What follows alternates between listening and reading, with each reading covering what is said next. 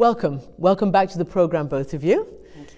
Can I just say, you've got to admit, you are the odd couple. But we're making progress. Well, whatever works. Whatever works. That So is the idea.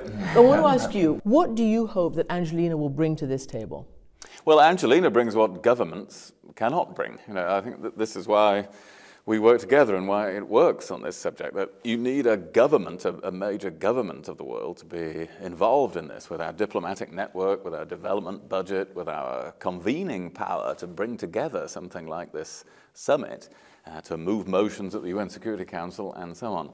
But you also need to be able to reach people who are not usually interested in what governments say. And there are people who will take notice of what she says that aren't that interested in what a foreign minister of any country says. Let's be honest about it.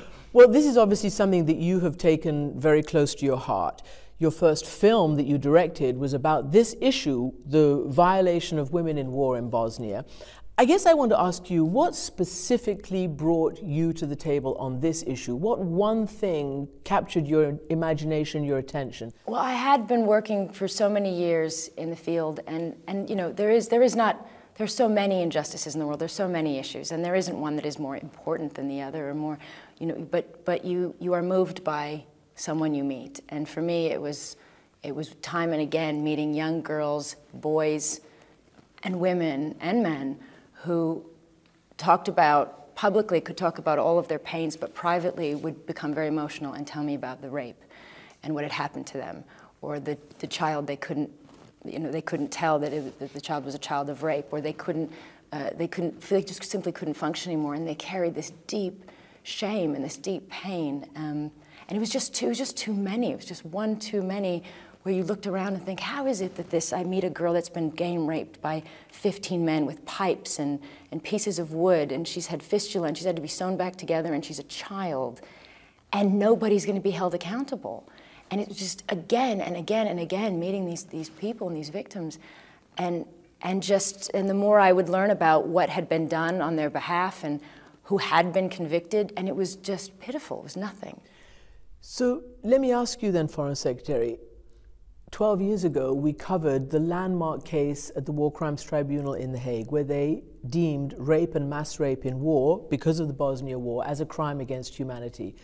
You've called this summit here historic, but what will be different about this than what's already enshrined in law?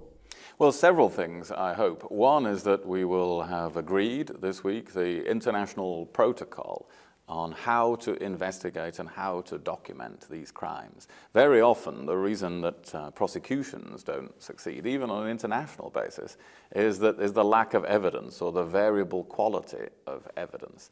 And so this is the first time the world will have adopted an agreed format for such investigations, where countries can also share information. But in addition to that, there are countries that have been severely affected by this problem here this week presenting their action plans, how they strengthen their laws, how they train their armies, how they encourage their prosecutors, the whole range of actions that they need to take. So this, combined with the momentum that we're building up of the world talking about an issue it didn't want to talk about at all, and that's an important part of this, I think is very different from 12 years ago. I hope it is. Is this something you bring up in your bilateral meetings when you're meeting foreign ministers from the West or Africa or wherever else around the world? Do you always talk about this? It is the norm for me, wherever I am in the world, to be discussing this issue with other foreign ministers or prime ministers or presidents and asking them for support for survivors of sexual violence, to attend the summit,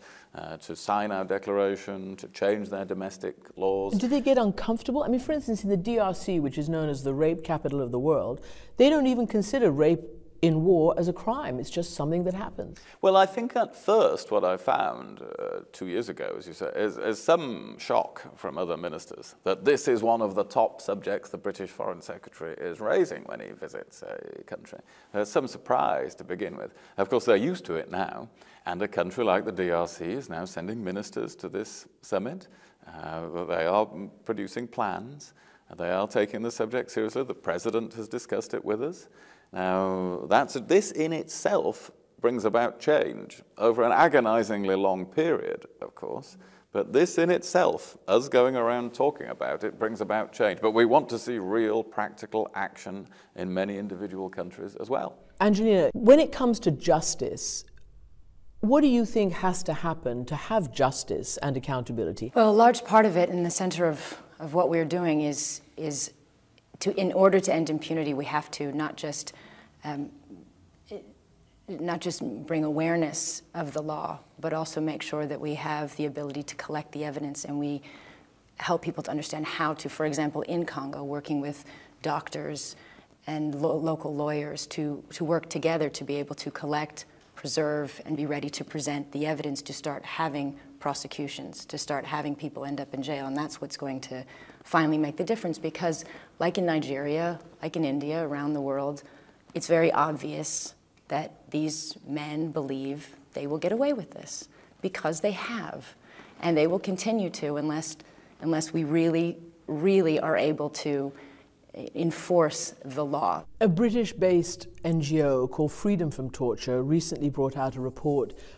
Doctors collected all sorts of evidence in the DRC where state authorities, people who are part of the system, particularly in prisons, are mass and gang raping women who are in prison, and this is a punitive measure against politically active women. This is why it's so important for governments to adopt comprehensive plans that includes how their own personnel behave. It includes how UN peacekeepers behave, because there have been instances where people actually sent to protect a civilian That's population. right, and that brings up a very important point. Our crimes. tax dollars, pounds, whatever, are paying for these UN peacekeepers, and they're busy raping women. And that is why it is so important that this includes changes in military doctrine and training. I was in Colombia a few months ago with their defense minister, and they have launched changes in their military doctrine and how they train so many of their soldiers, so that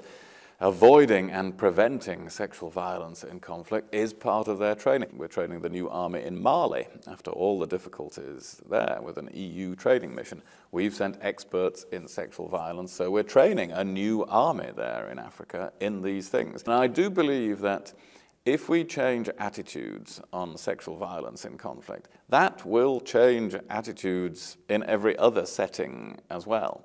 This is also something that leads to changing attitudes towards domestic violence, towards state-permitted violence of the sort that you are talking about. You also spoke about it being transformative in everyday acts of casual sexism and casual violence that simply happen all over the place. We're seeing it in Egypt right now. Mm-hmm. The new president, El-Sisi, yesterday has ordered an investigation because yet again a woman got gang raped or sexually assaulted violently in a crowd, and it's very common in Egypt.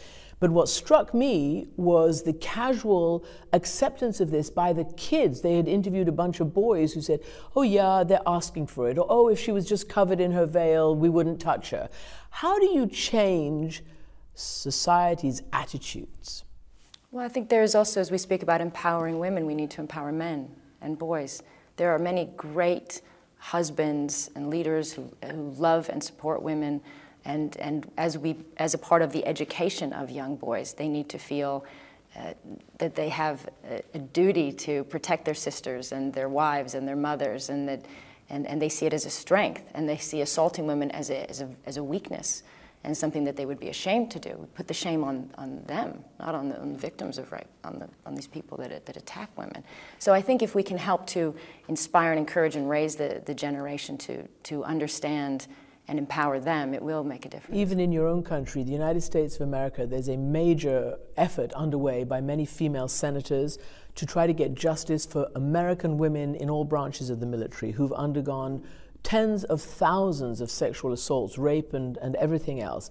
And yet they cannot get the justice of a fair and independent adjudicator. It's still within the chain of command, and the military says, no, that's the way we do it. Yes, I think that's going to be an extension of my work on this issue, to deal with that and to work with. I have spent a lot of time speaking to soldiers and people on this particular issue, and have actually been starting to work on a project relating to this. And I believe it's over 85%, maybe 90% of women who are there have all been sexually assaulted who are soldiers. And and there is, again, it's the same situation where they've gotten away with it. So many people continue to get away with it, and especially people in the military, especially people whose lives are to protect others. When they violate the law, it is 1,000 times worse. It is not only a crime. It sets a bar across the world that you can do this.